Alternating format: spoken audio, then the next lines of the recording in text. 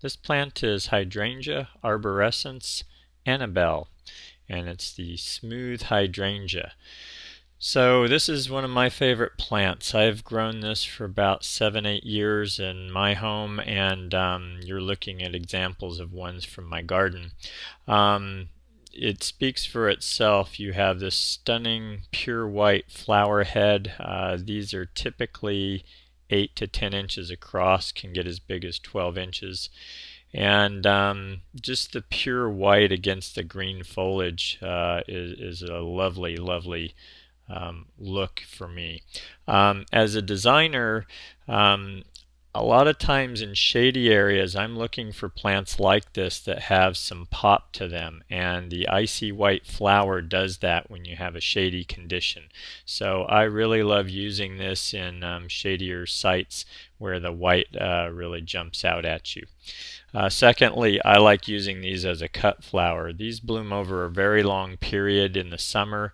I'm in a hot inland valley in California, but I saw these growing in New York City, and I also saw these growing in Montreal, Canada. So they're this variety, or the arborescens type hydrangeas, are apparently native to the East Coast and that part of the country, and do very well there and can handle very cold conditions. That's one of the nice things about this.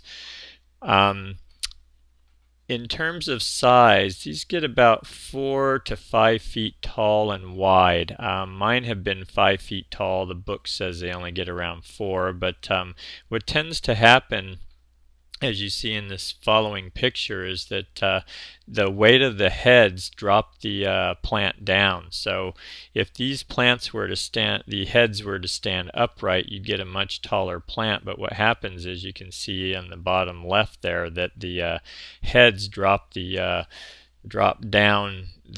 stem down, so that kind of spreads the plant out. I'd say that's the biggest fault for this plant, is that in my case anyway, a lot of the flower heads lay down on you.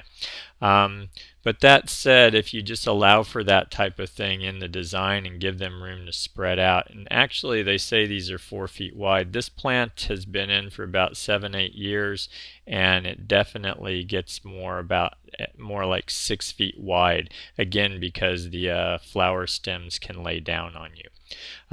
This is also a much better cut flower than Hydrangea macrophylla varieties for whatever reason. I regularly use these in a vase, and they'll stay cut for about a week and just look great. So you can create a very grand effect with 5 or 6 of these in a large vase. And water-wise, these need regular garden water to be their happiest.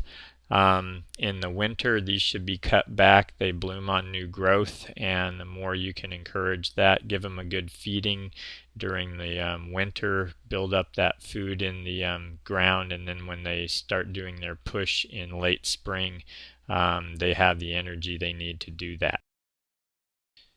Companion plants that look good with this are Spirea Anthony Waterer and Spirea Lime Mound, as well as this rose flower carpet, coral flower carpet you're going to see here.